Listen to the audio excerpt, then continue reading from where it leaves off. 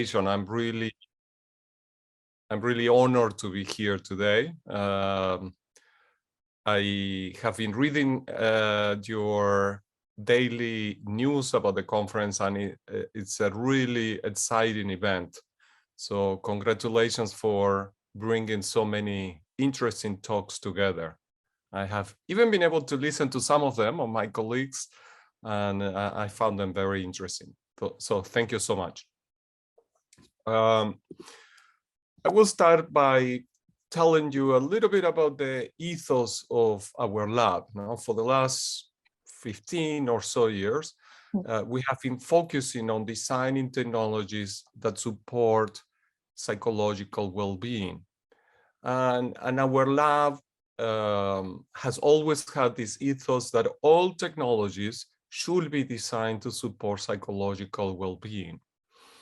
So back in 2015, we wrote this book, Positive Computing, that now you can also read in Chinese, Japanese and Korean and other languages, that review the literature coming from different disciplines. So there is science of well-being, obviously in psychology and brain science. Some of the previous speakers' keynotes that I heard were talking about positive psychology. There is also a great amount of research in what they call subjective well-being, that is a literature particularly used by economists. So Daniel Kahneman, the Nobel Prize winner, was one of the first to develop measures of subjective well-being, and measures that are still used today. There's obviously definitions of well-being in psychiatry and neuroscience, so all the psychology and brain sciences. Then we review some of the literature coming from philosophy, behavioral economics, personal development, and so forth. Each of these bodies of literature can give us new insights about well-being, about what well-being means. But as a design engineer, I'm particularly interested in how we can design technologies and environments that support it.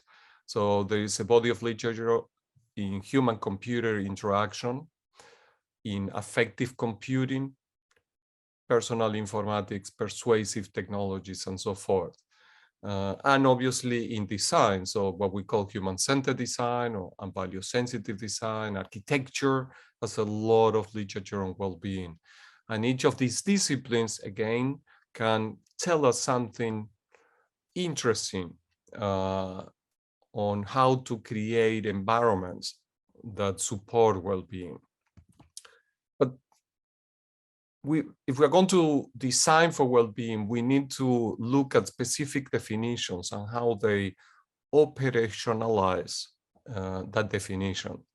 So the models that are most commonly used are first the clinical model.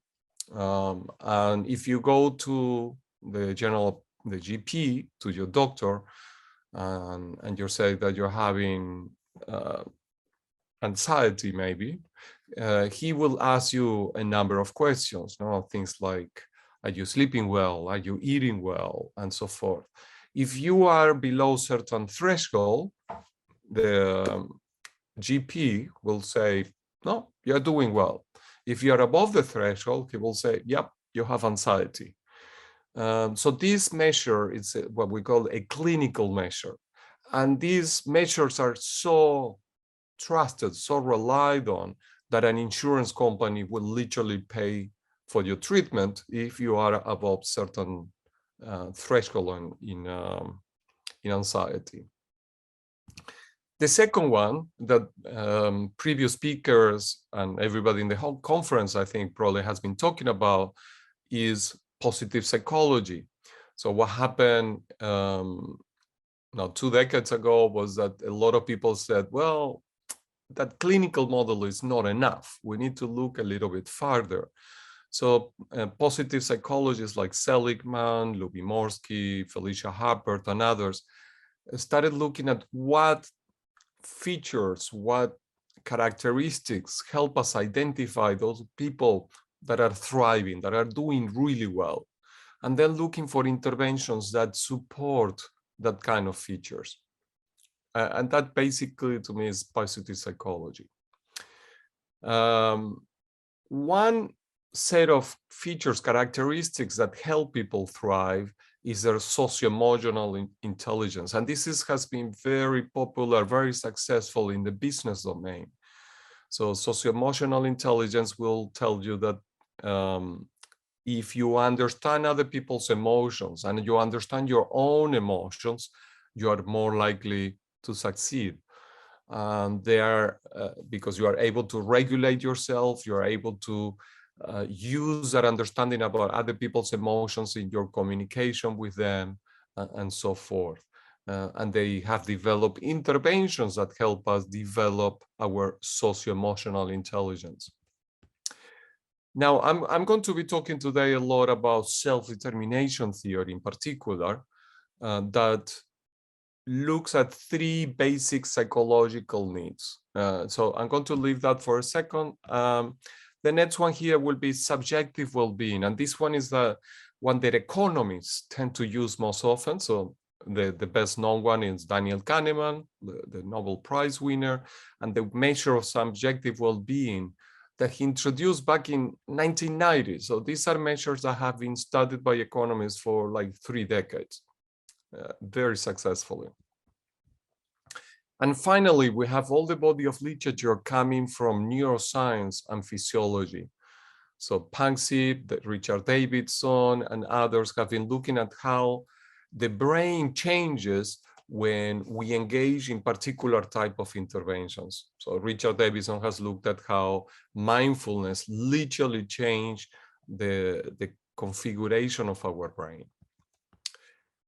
Now, there are 3 types of interventions, if you want, that support well-being. Particularly, I'm interested in software design, but I think this will apply to all sorts of products. Well, even before those 3, we have those that are not positive computing. And these will be things that do not take into account the impact they have on well-being. Positive computing will refer to all the type of interventions that do take into account the impact that the technology has on well-being. The next one is what we call preventative. So we can design technologies that eliminate or reduce obstacles or compromises to well-being. These are treated just like bugs when you're a programmer or an engineer. So you redesign the system to prevent those negative consequences, if you want.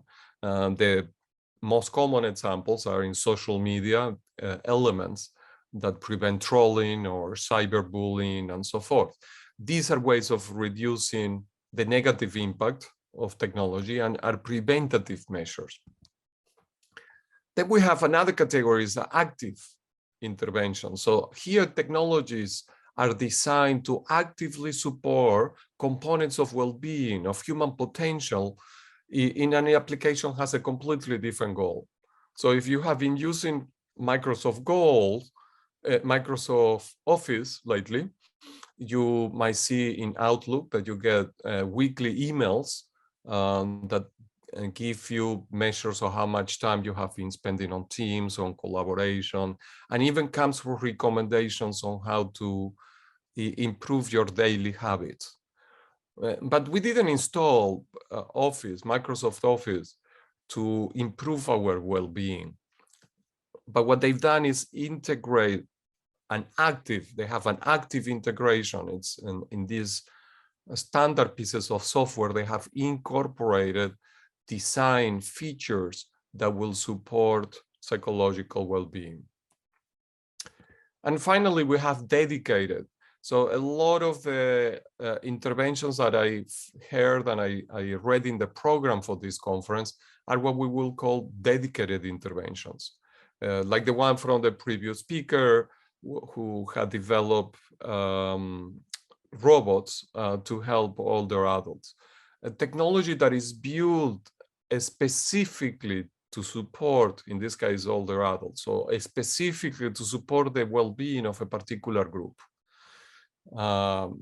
So we have a whole set of interventions, and it's probably the most commonly thought about. Now, let me go back to self-determination theory. We chose this one in particular out of the theories that I mentioned before, because it's the one that provides the most evidence and the one that we can incorporate most easily into technology design. So for the next hour or so, a bit less, I will be telling you about interventions and models that allow us to incorporate self-determination theory into technology design. So this self-determination theory believes that there are three basic psychological needs that need to be fulfilled for us to be happy. The first one is we need to feel competent. We need to feel able and effective in any behavior. We also need to feel related, connected to others in meaningful ways. When we're able to create a sense of community, like the one in this conference, you will feel more engaged with, in this case, a particular discipline of positive technologies, positive computing. And finally, autonomy, the feeling of willingness and volition in action. This means that if we are engaged in a particular behavior, if you are in this conference because you really want to learn about positive technology, you are much more likely to engage in meaningful ways. If you were asked by a boss, by your supervisor to come here, then you will be much less likely to be paying attention. So this is really important, because when we design interventions, we want people to feel volition, to feel willingness to engage with intervention. And this is all done through good design practice. And here I have the photos of Richard Lyon and Ed Desi, the co-creators of SDT, who have been working on this topic for ages. And another aspect of this self-determination theory, another model, is this motivation scale. Sometimes we tend to think about motivation as we are motivated, or a person is motivated or not motivated. But there's actually a continuum, and there's thousands, literally thousands of papers that have shown the validity of this scale across different life domains. On the one extreme, we do have no motivation. This is when people will tell you things like, it doesn't interest me. And on the other side, we have intrinsic motivation. This is when we passionately and do something for fun because I enjoy it.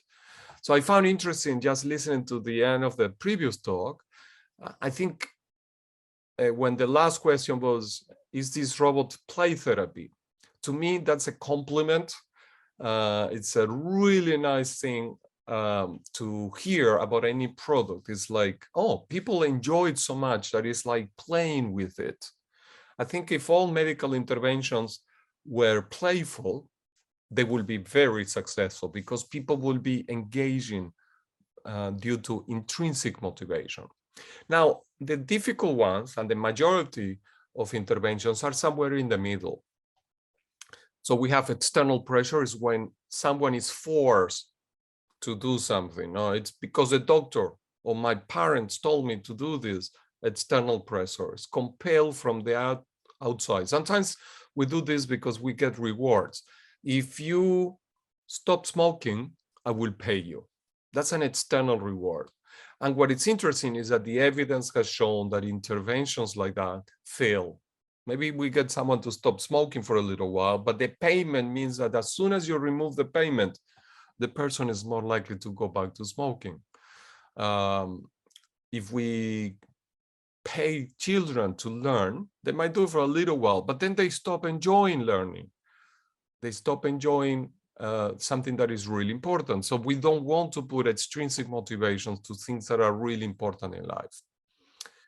Then there is internal pressure. We do a lot of things in life because of self-judgment, about concerns of what other people will think. Ooh, if I don't do this, my parents will think bad of me, or my friends will think bad of me.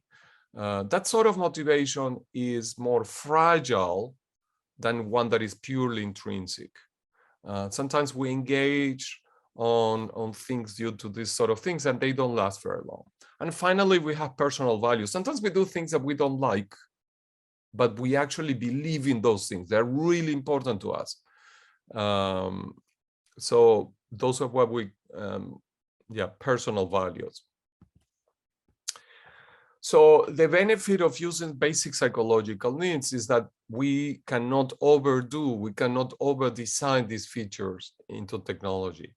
There's decades of research, thousands of papers showing the validity of these approaches. Comes with validated self-reporting instruments. So there are many questionnaires that you and all psychologists can use. We have consistency across countries. So these have been studied in Hong Kong, in China, Indonesia, Australia, the US, Europe, everywhere in the world, with people from different age groups engaged in different type of activities. We have studies showing these basic psychological needs in children in schools, and in nurses in hospitals, and teachers, and so forth. And it works at different granularities of life and we're going to be looking at that in more detail in a second.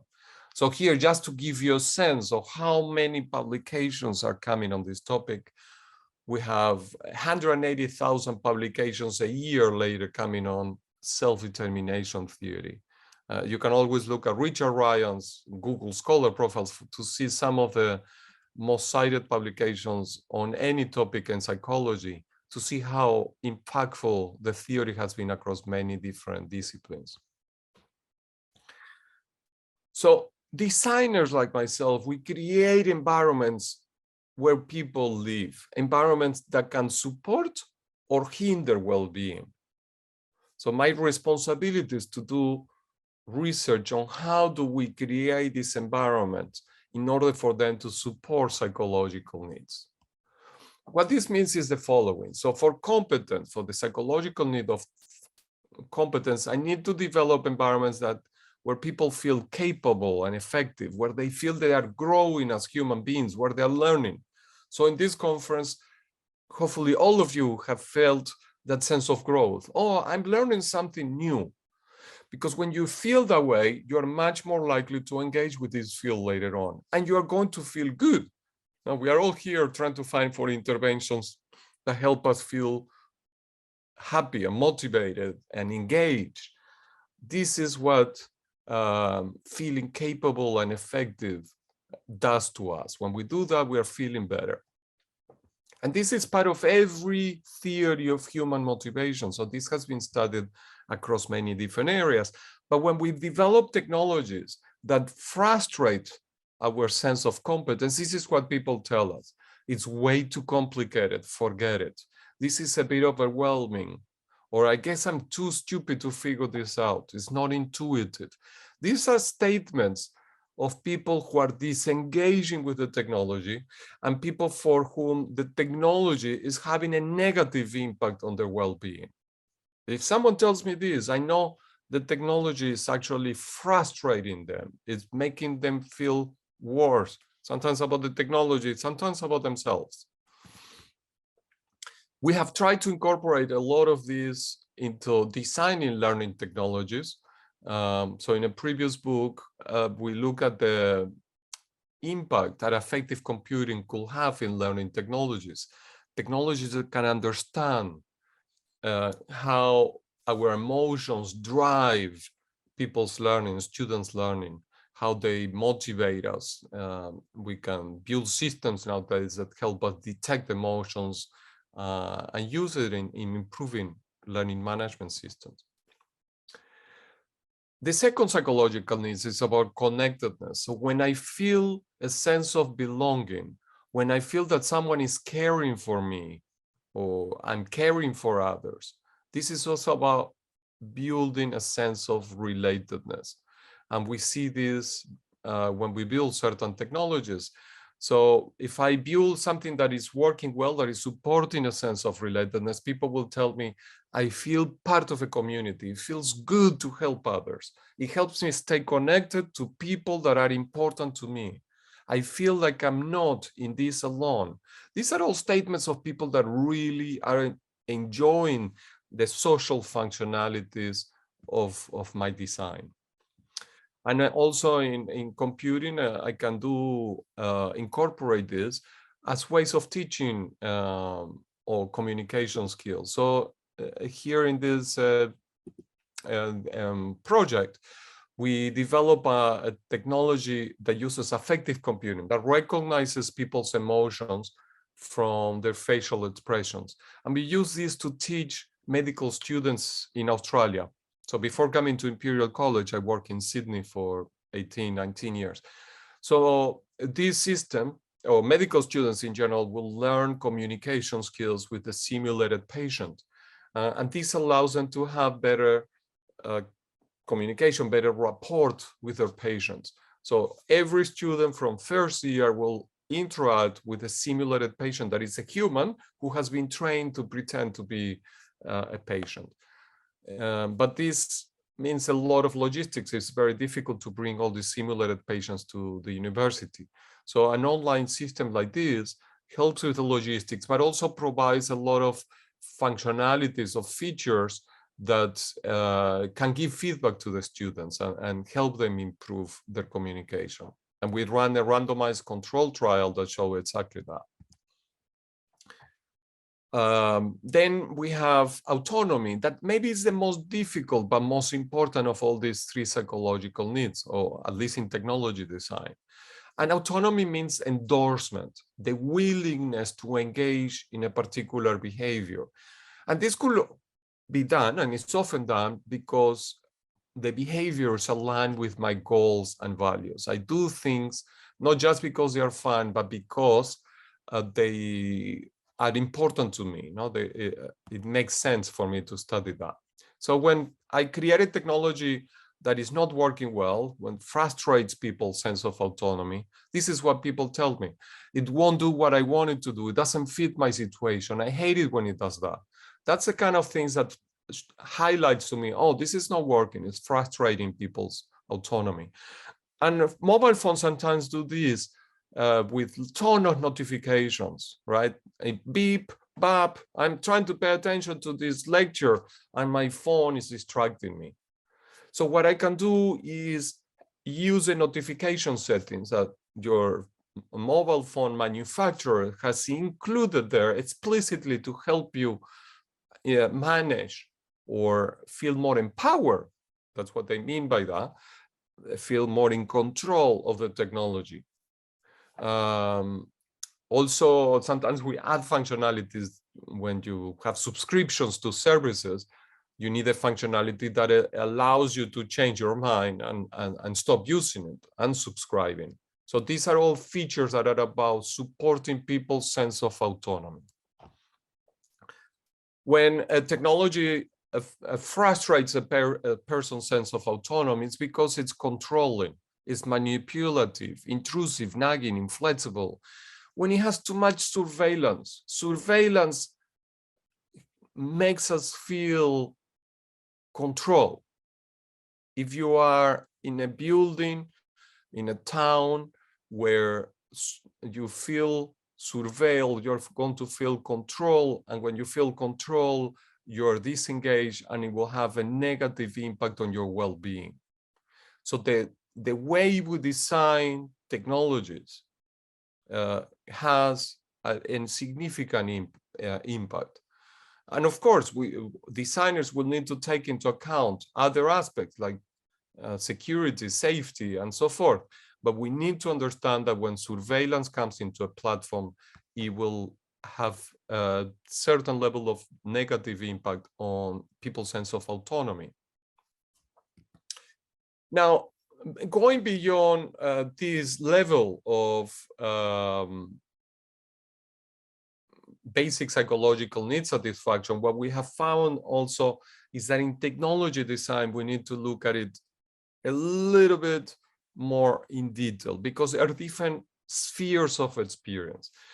So I'm going to focus on 4 out of the 6. The first one, that I'm not going to talk too much, is adoption. It's everything that happens before if someone uses a technology. So you might buy certain mobile phone, Apple, because you have heard that it's easy to use, no? That it will support your sense of competence. So this is all the marketing, word of mouth, etc.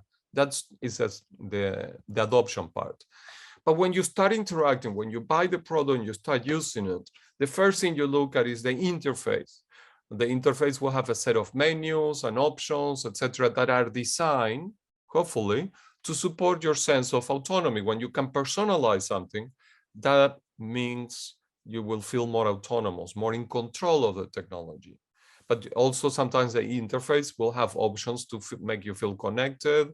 And if it's easy to use, if it has good usability, you will feel more competent. But sometimes it's not just about the options it has, it's that tasks it creates. So sometimes you will create a technology that asks you, for example, to count your steps, right? In some of the health apps, count your steps. That's something that you would normally not do. If you're walking around in the city, you don't tend to count your steps.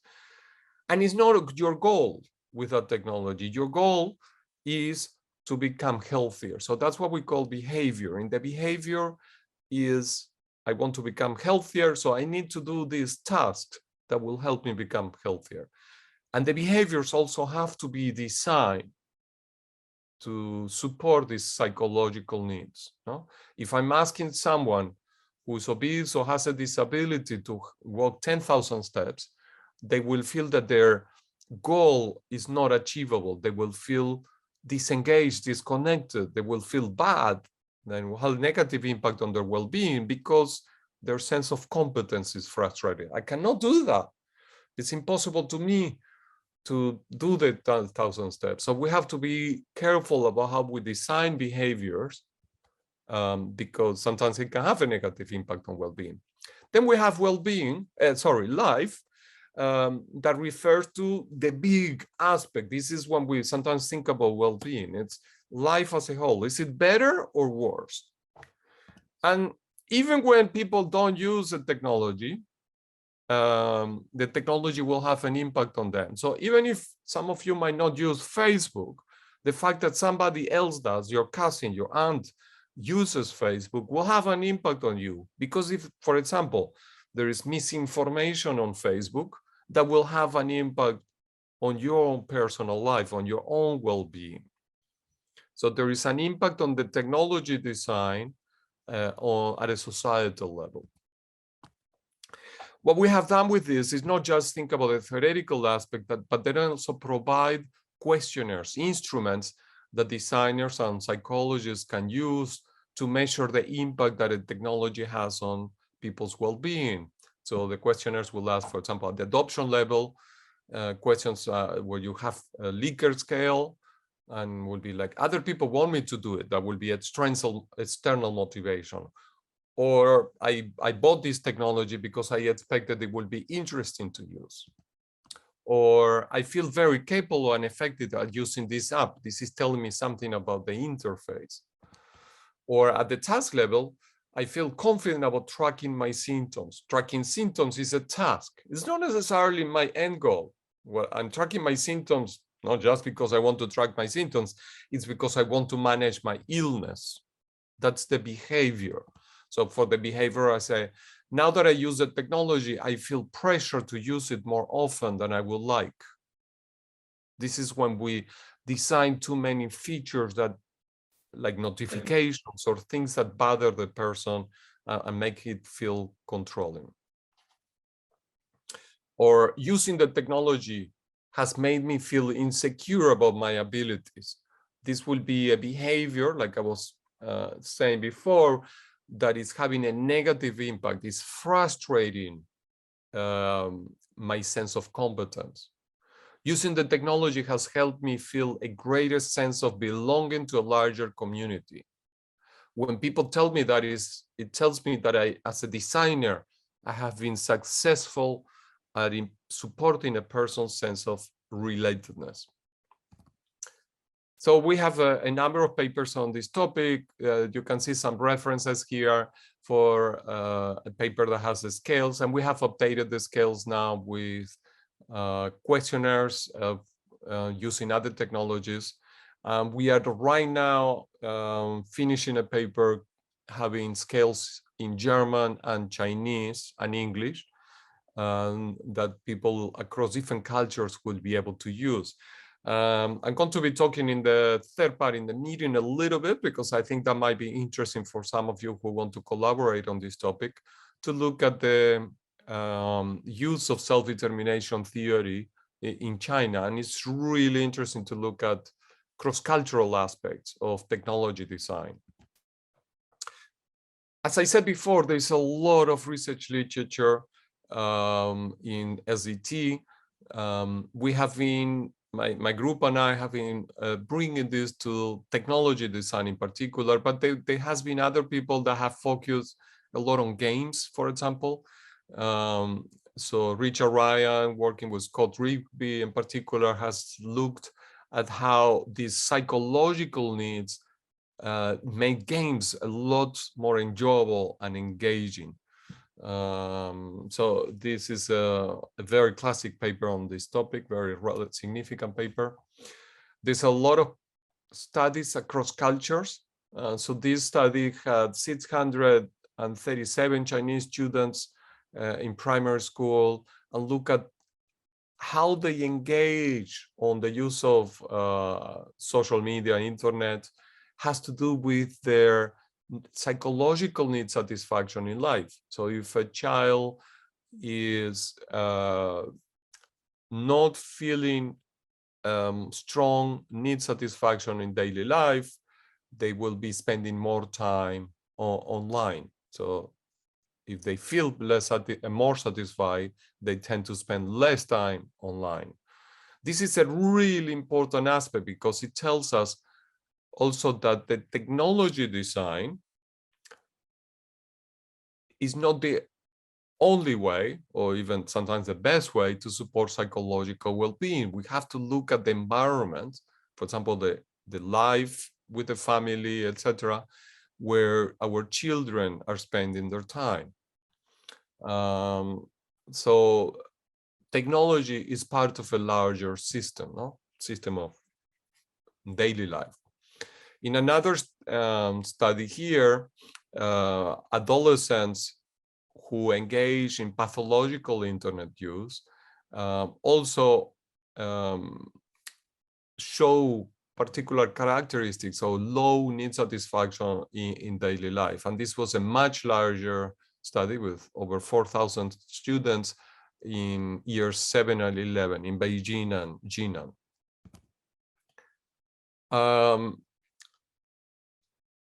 This is really impactful. This type of research is really impactful to technology designers. In this other research study, they analyzed over 200 apps from the App Store and identified the design features that improve people's satisfaction about a technology. So here you will have in the middle column all the different features that people highlighted, but then you can code them and understand them within the context of psychological need satisfaction. And this allows you to have a theoretical model that you can use to create hypotheses and then test hypotheses on how you can redesign and improve certain functionalities or create new interventions to support those psychological needs that the previous version didn't satisfy satisfactorily. And we've been doing this for example, different social media platforms. In a recent study where we analyzed the scales, the questionnaires in more detail, we compare the scales with 2 different social media platforms, Facebook and TikTok, and 2 learning management systems, Blackboard and Moodle, and look at how different psychological needs were satisfied, supported in the 2 different technologies, and what were the differences between the different technologies. So people would not use Blackboard or Moodle to feel to improve their psychological well-being. But you can create features, so you can redesign the technology to support the psychological well-being. So my research group is focused on bridging this gap between research and practice. Now, this is what we call positive computing. So we have developed a number of interventions, for example, for designers, like the well-being cards that you can use as practical strategies for applying these basic psychological need principles to redesign different technologies and satisfy these needs in different spheres of experience. So you can see the workshops on Miro. We didn't use them here. We discussed this with Alex because we thought it would be logistically very complex. But we have done dozens of workshops with different people in companies and universities, etc., for designers and psychologists, etc., to think more deeply on how to support psychological needs. So our research group has worked on different types of mental health and health projects and educational projects. A lot of the projects have been around chronic illness. So I'm going to tell you a little bit about our design process that we follow across many projects, but this one is for asthma. So we start with user research, understanding how we can satisfy psychological needs. We do workshops, co-design workshops. Then the designer comes up with wireframes. We create mock-ups, prototype, and then we iterate. And depending on the project, we do randomized control trials and so forth. In this particular project called Kiss My Asthma, we had workshops with teenagers. And what you find that is really interesting that it's with teenagers in Australia, they were not particularly interested in the health, thinking about the problem as health, as asthma as health problem. What really mattered to them was the anxiety of not knowing what will happen, of not being able to go out on weekends with other friends. The way they look at the problem of their illness is very different. And this led to an app that had features for supporting relatedness, autonomy, competence in different ways. So we will, in relatedness, we look for features that allow us to, or them to connect to their families or family relationships or support network they might have. Sometimes this was, for example, the church. It was really important for many of these teenagers to be able to connect to the church and fellow Christians or whatever the religion was, because that provided them with a sense of comfort on how to manage the illness. Then supporting autonomy can be done through personalization and more gamification approaches. Here we had created like little monsters, and the monsters will ask them for specific strategies that they will take on how to manage asthma, etc. In another project with a charity called Reach Out, we use natural language processing. A lot of my lab projects work on AI, and we looked at how we could support mental health and the responsiveness of moderators. So this charity has over 1 million young people that go to discussion forums and ask questions about their mental health. And then we have moderators that can respond to these questions. So we build functionalities that help them respond in time. So if someone says, I put my mate in a hospital, and they explain why, the tool would allow them to, the moderators who are trained first aid mental health workers, to respond or to give the response to someone else, assign it to someone else who might be a better person. For example, if the topic is about coming out, about sexuality, they might give it to someone who has a specific experience, maybe lived experience on that topic. And then the community of moderators will be able to connect about particular issues. In another very large project called Headgear, this was an app that you can still download and use from the app stores. We followed the same process, prototyping, and then we were able to run a randomized control trial. So in this project, the participatory engagements was with all our industry partners. So we had the fire department, police department. These were, because the project was funded by the Movember Foundation, these were male-dominated workplaces. So we talked with a lot of policemen, a lot of fireys, they call them in Australia, firemen, and so forth. And we co-designed an app with them and with experts. In all these projects, we have to work with the health experts, psychiatrists, psychologists, and so forth.